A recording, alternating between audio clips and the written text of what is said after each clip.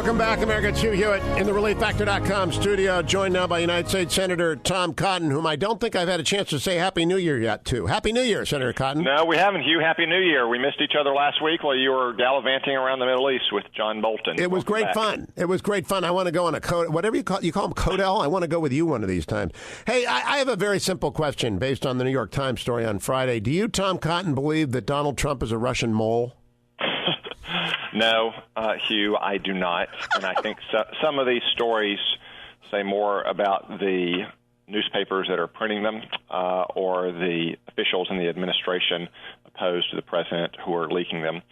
Hugh, I'll say, as I've told you before, the Senate Intelligence Committee has been examining in great detail what happened in the 2016 election, and that inquiry continues. But as many Democrats on that committee have said, there's been no evidence to demonstrate any kind of collusion between the president or his campaign and the Russian government or their intelligence services. I'd further say that if you take a look at what the president has done over the last 2 years to Russia and its interests, it's kind of a strange claim to make. I mean, for years we asked the Obama administration to provide defensive weapons to Ukraine or to get tough on Europe's dependence on energy in Russia, or to encourage NATO, which is explicitly designed to stop Russian encroachment in Europe, to spend more money on their common defenses, to spend more money on our defense. All those things are objectively contrary to the interests of the Kremlin. And I would add that when the Russian mercenaries came over the hill in Syria, the American military had standing orders that Mattis ordered executed through Dunford, and they were wiped out. And I would add that the president is opposed to the Russian pipeline to Germany. There isn't an iota of evidence of this, but the Manchurian candidate narrative has taken hold when, in fact, we ought to be looking at the 7 days in May narrative based on another story that the FBI opened a counterintelligence investigation into Donald Trump in May of 2017. Were you shocked by that, Senator Cotton?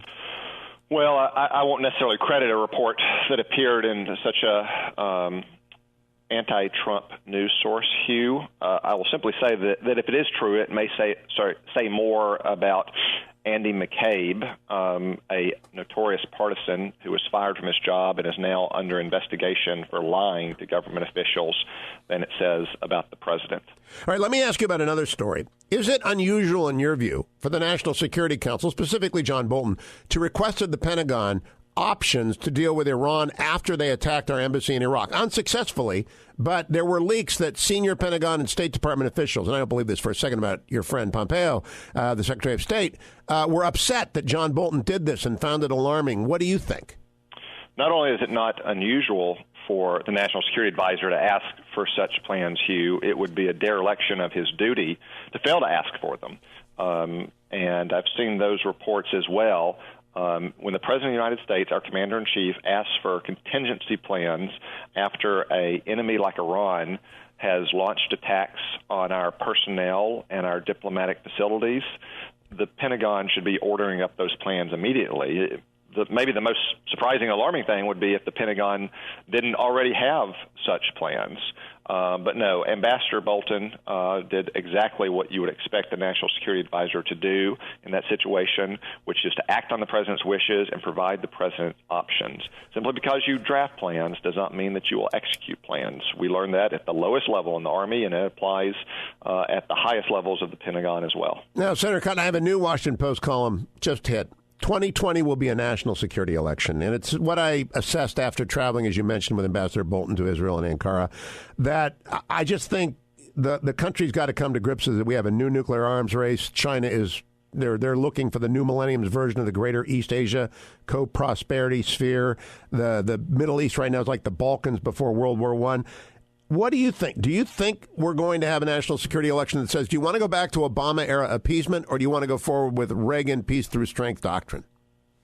Hugh, I think our national security is the most fundamental objective of the government, and it's always on the minds of the voters when they're electing someone to be the commander-in-chief, and especially at a time when the world is so unstable and we face so many enemies, some of whom are acting in concert against our interests, and we've been able to restore some of the credible threats of deterrent that we had lost during the Obama administration.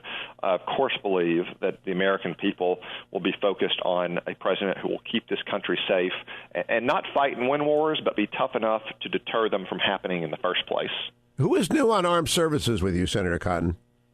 we have a whole host of new freshmen, Hugh. We have Josh Hawley, Martha McSally, Kevin Kramer, Rick Scott. On the Democratic side, they've added a couple folks who have been in the Senate for a little while but weren't on the committee previously.